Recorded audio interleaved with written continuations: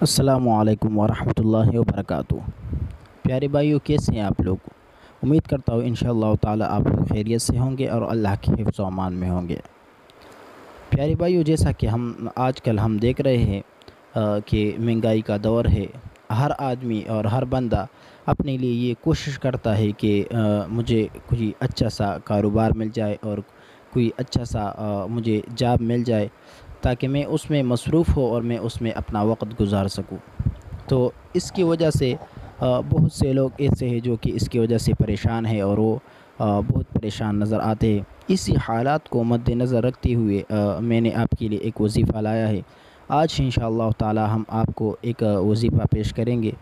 ایک وظیفہ ہم آپ کو دیں گے، ایسا وظیفہ جو کہ اگر آپ اس کو یقین کے ساتھ کریں گے، میں آپ کو یہ یقین دلاتا ہوں، اگر آپ اس کو یقین کے ساتھ کرتے ہیں، اللہ پہ یقین کر کے آپ اس کو کریں گے تو انشاءاللہ تعالی آپ کی جتنی بھی مسائل ہیں، جتنی بھی مصیبت ہیں آپ کے، انشاءاللہ تعالی اللہ کے فضل سے وہ ختم ہو جائیں گے۔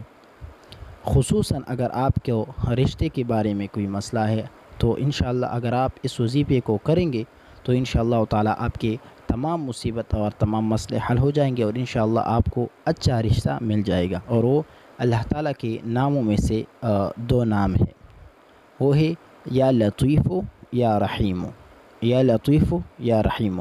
اور اس کا طریقہ یہ ہے کہ ہر فرض نماز کے بعد اس کو 41 مرتبہ پڑھنا ہے۔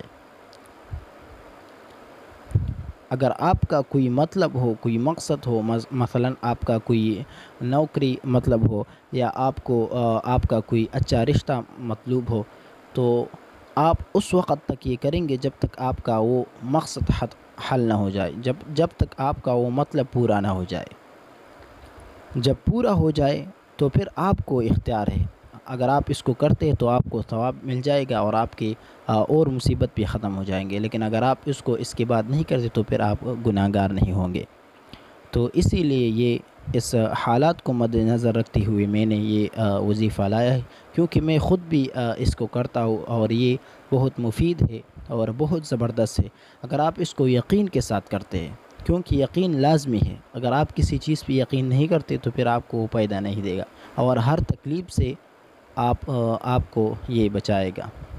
تو اسی لیے یہ ہم نے آپ کے لیے لایا اور آپ کے لیے پیش کیا۔ صرف دو ہی الفاظ ہیں، یا لطیف اور یا رحیم۔ 41 مرتبہ ہر فرض نماز کے بعد اس کو پڑھنا ہے اور جب تک آپ کا مطلب پورا نہ ہو جائے اس وقت تک پڑھنا ہے۔ اگر اس کے بعد آپ پڑھتے ہیں تو آپ کو ثواب مل جائے گا اور اگر آپ اس کو نہیں پڑھتے تو پھر آپ گناہ گار نہیں ہوں گے۔ تو محترم ناظرین، اگر میری یہ ویڈیو آپ کو اچھی لگی ہو تو ہمارے چینل کو سبسکرائب کیجیے اور اس کو دوستوں کے ساتھ ثواب کی نیت سے زیادہ شیئر کیجیے، تاکہ اگر کسی کا اس طرح کا کوئی مسئلہ ہو تو انشاءاللہ اس وظیفے کی برکت سے وہ ختم ہو جائے گا۔ تو اس کچھ مختصر الفاظ کے ساتھ آپ لوگوں سے اجازت چاہتا ہوں۔ اپنا بہت سارا خیال رکھیے گا، ملتے ہیں انشاءاللہ تعالی اگلی ویڈیو میں۔ السلام علیکم ورحمۃ اللہ وبرکاتہ۔